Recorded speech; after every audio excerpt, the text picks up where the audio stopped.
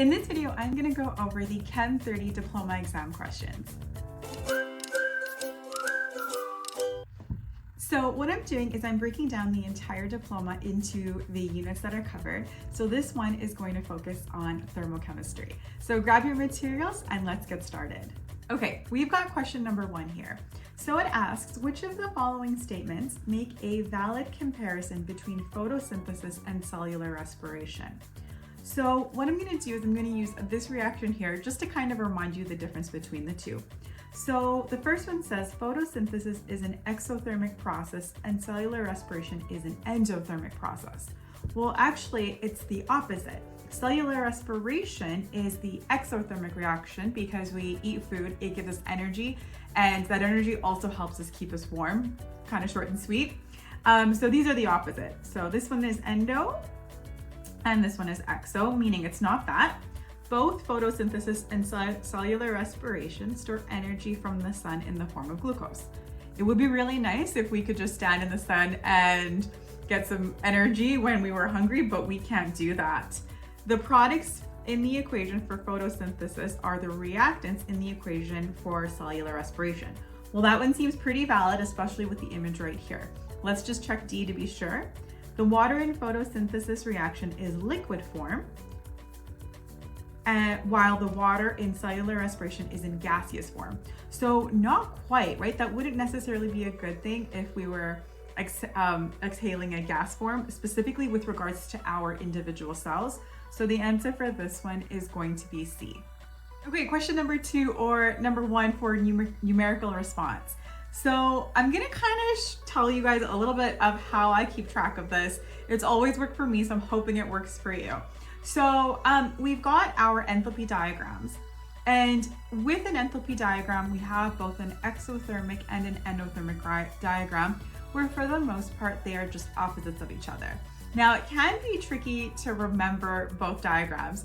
So what I'm gonna do is flash this at you. Now, this is coming from the song here. Now, the reason I'm using that is because if we think of our endothermic graph here, we start from the bottom and we move up.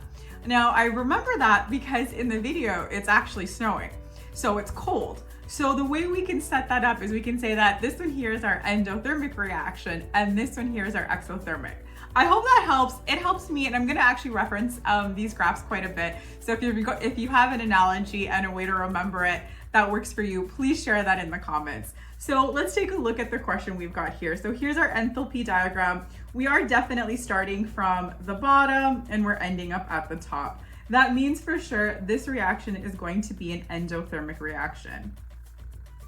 Okay, the next thing that I have is I have the net enthalpy change, which is right here. And we can see it's moving up, so that's gonna make delta H positive. Again, it's endothermic, so that is making sense. We are moving in the forward reaction, we can see that as well. And then looking at the graphs I've got and the one present here, this is our activation energy. All right, so let's go through and let's answer all the questions here. So the net enthalpy is represented by number 1. Well, no, our net enthalpy is actually represented by number 2. The activation energy has a positive or negative value. Well, it's endothermic, and that means it's actually taking in energy from the surroundings. So that's going to be a positive value. It's going to gain energy, right? Positive is gaining. So then that crosses off option 4. We're left with number 5 and 6. As I said before, it's if the activation energy has a positive value, the net enthalpy will also have a positive value. So our options for this are 2, 3, and 5. Now, if you're looking at the answer key in this, since we can put the answers in any order, your answer could say 5, 2, 3, any combination. As long as it's those numbers, you are good to go. All right, multiple choice question number 2. I'm going to assume that you've read it. If you want to pause the video here to read everything, please go ahead.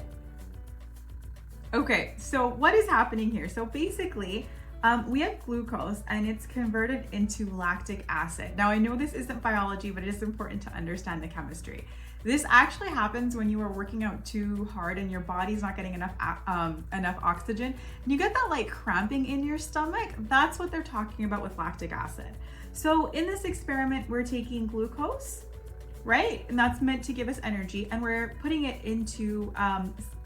with some muscle cells or a yeast cell and seeing what it produces. A couple of things to consider is our enthalpy.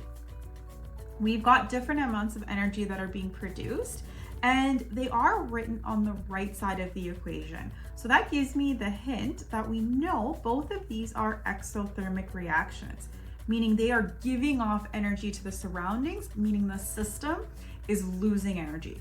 Obviously, we can see here, this one is losing much more energy. Okay, let's read the problem here. So the calorimeter that would have the greatest change in temperature would be the one containing enzymes from blank. And the manipulated variable in this experiment is blank, added to the contents of each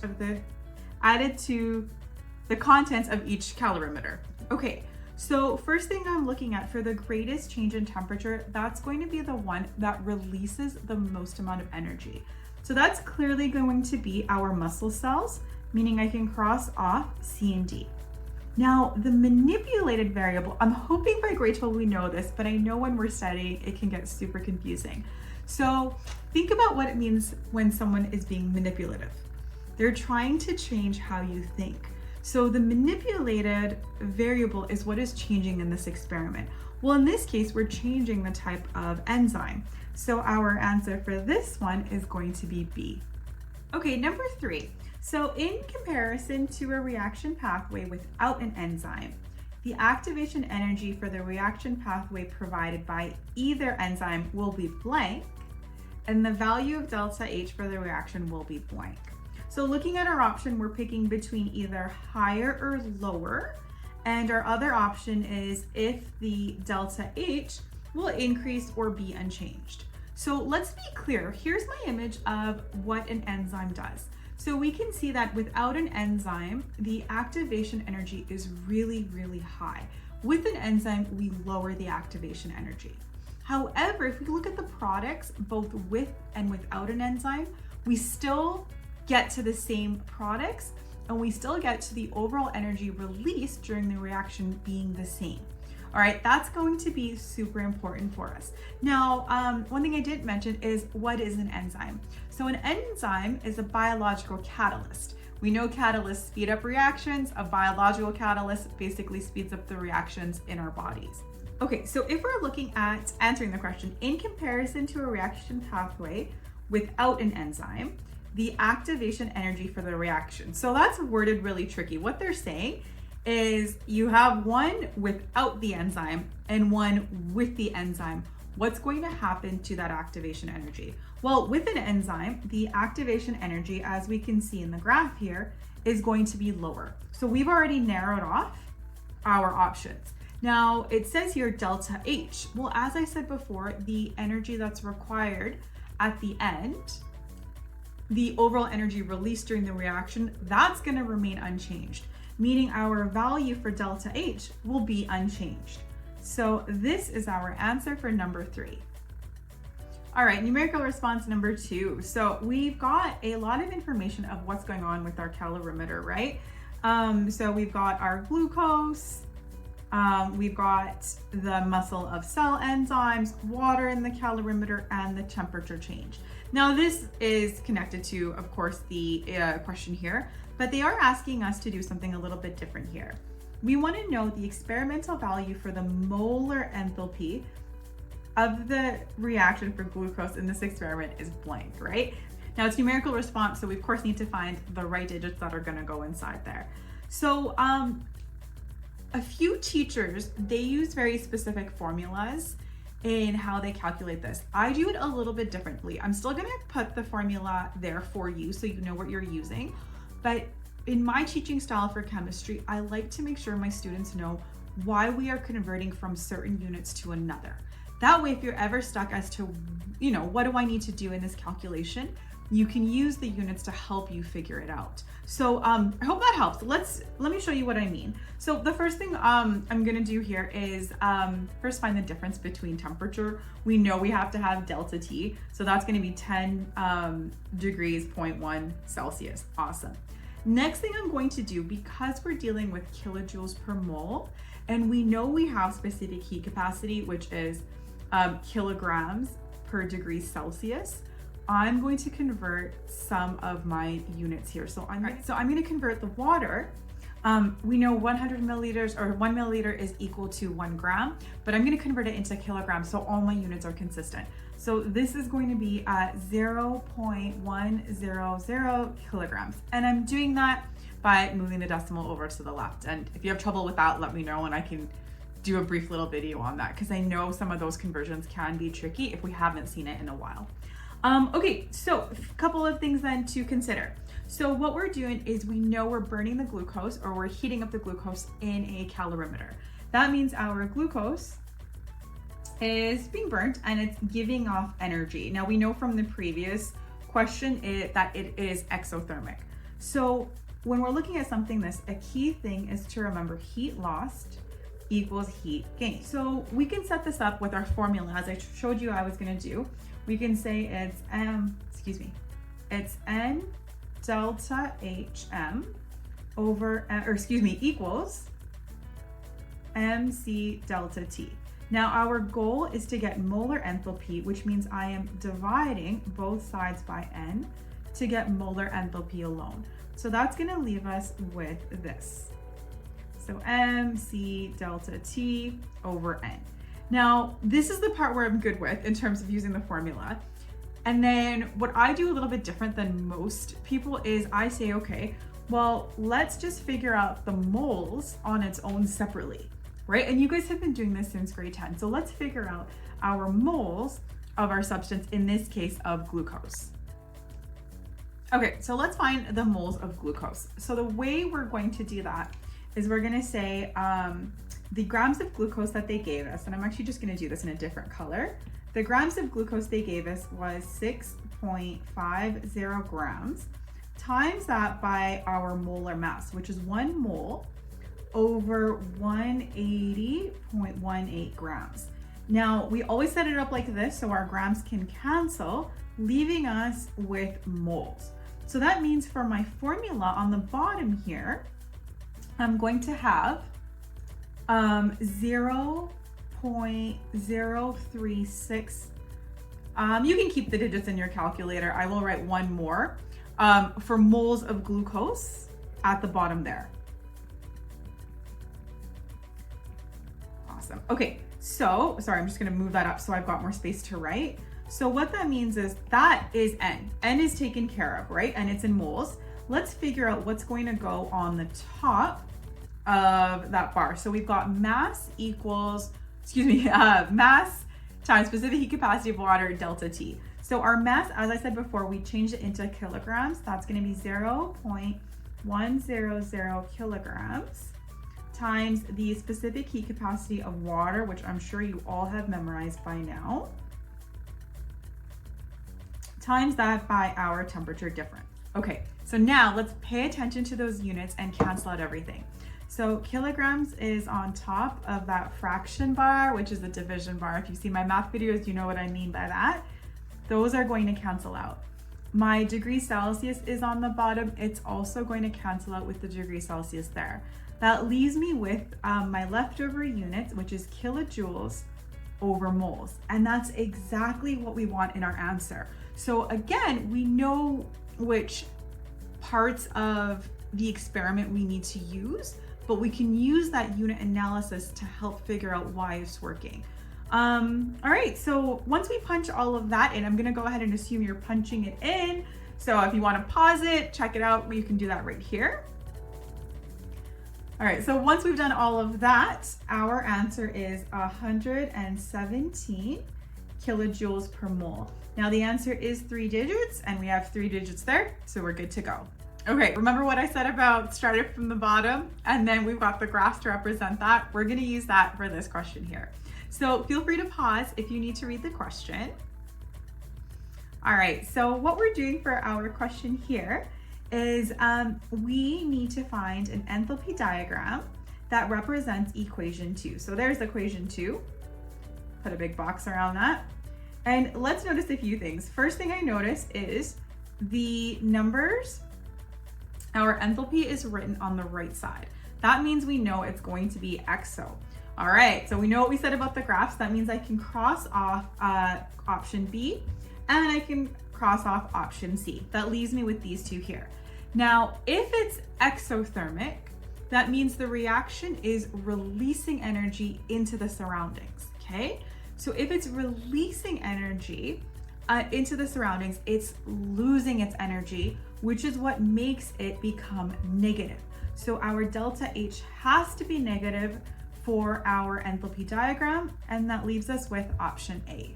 Question number 5 here. So we have the enthalpy change of equation number 2. So that's the one that's above, is represented, by equation 2.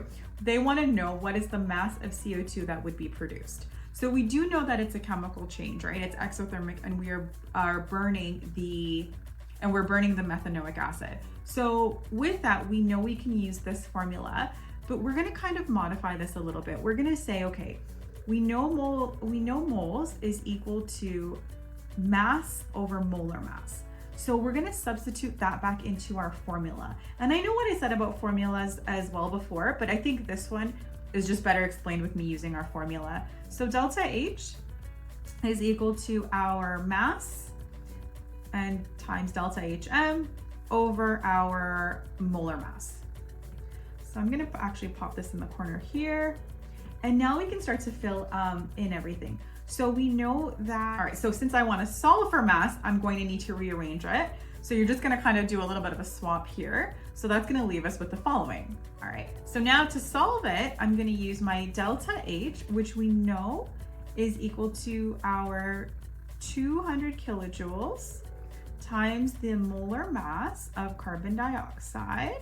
Divide that by our delta HM. Now, one thing I want to be clear about is they kind of gave us our delta HM. They gave it here, but this is for 2 moles of carbon dioxide.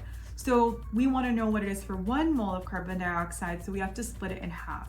So when we divide that by 2, that's going to get me 254.3 kilojoules per mole.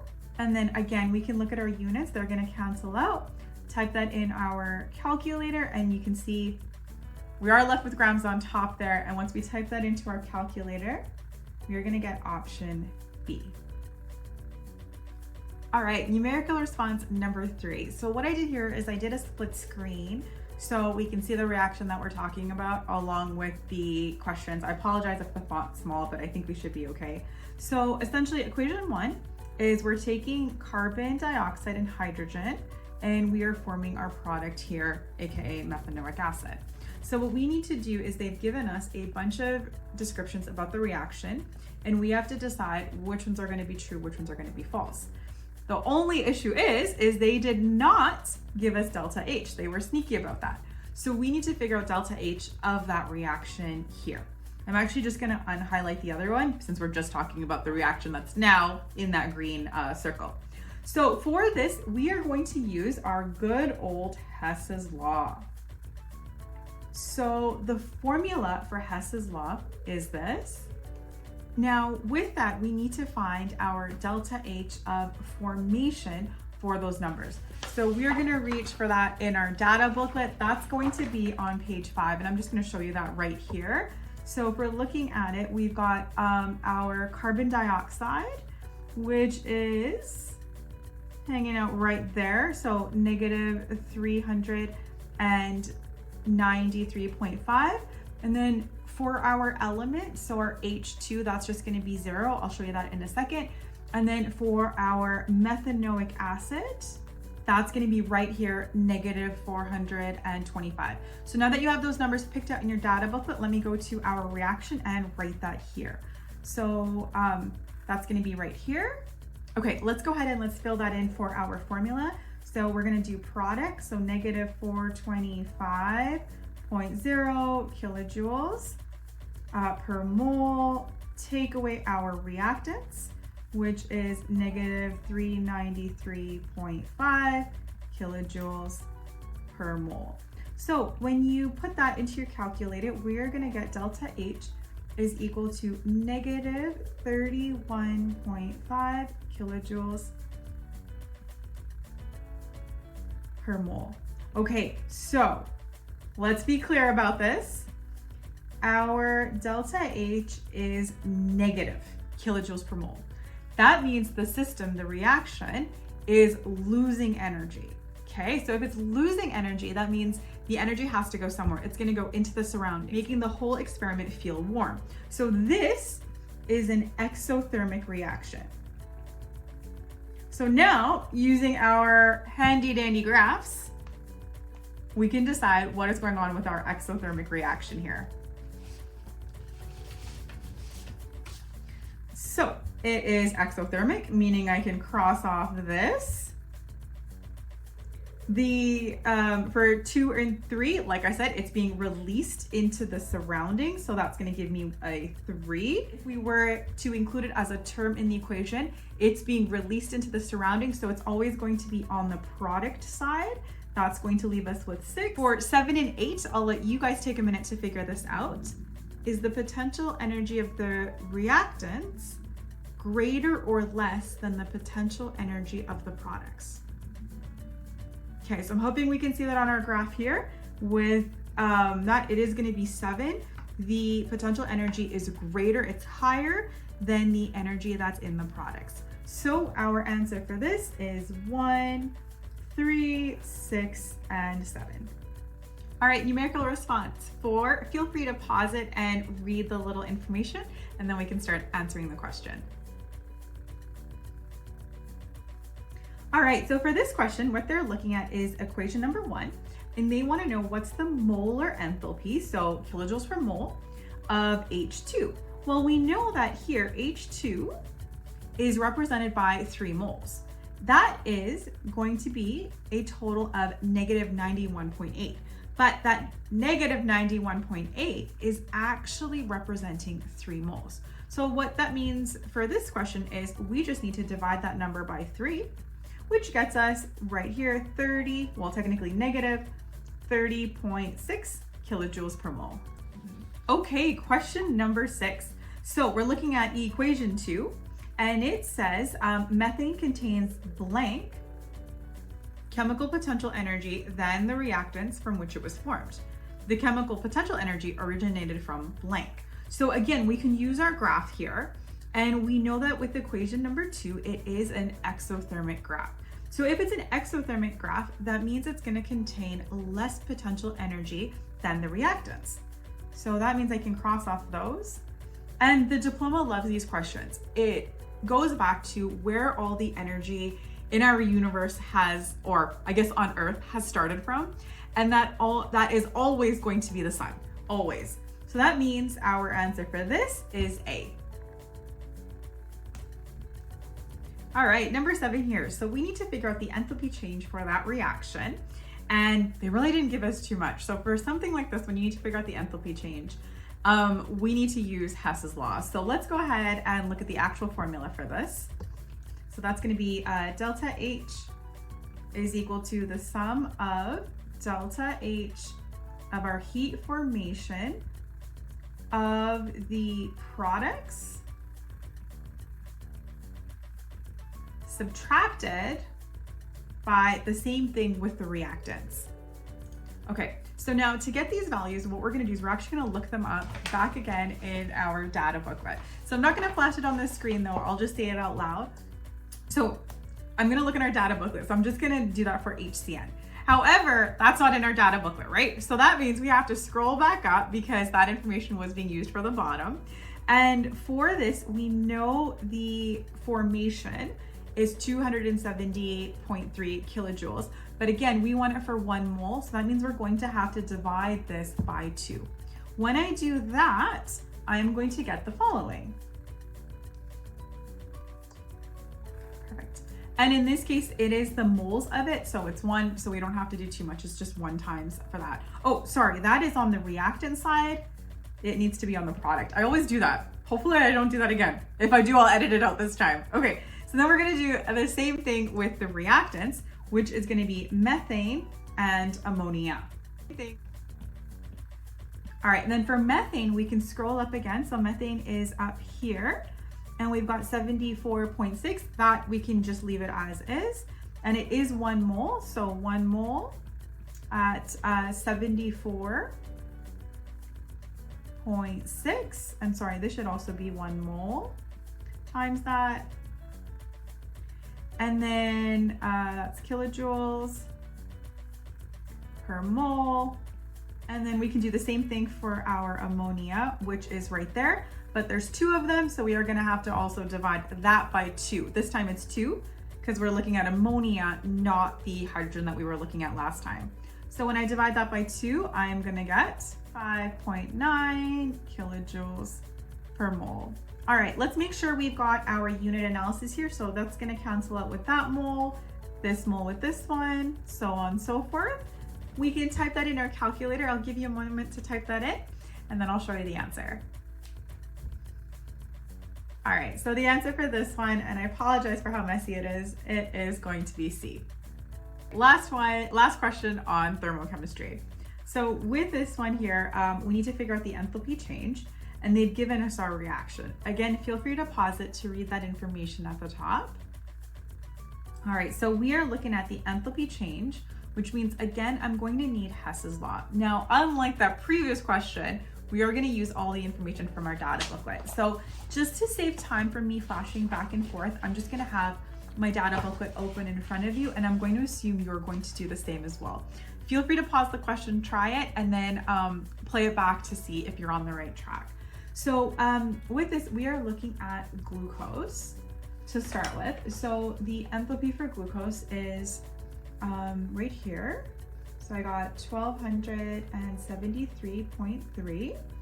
For our ethanol, I've got, just put the negatives, 277.6.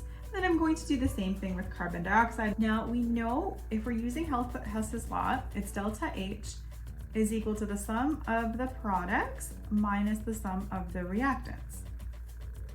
So the other part that's different to maybe what we've previously done, or something that we need to pay attention to, is when we've got our balanced chemical equation. In this one, we've got 2 moles of ethanol and 2 moles of carbon dioxide. That's going to be important. So when I set this up, it's gonna look something like this.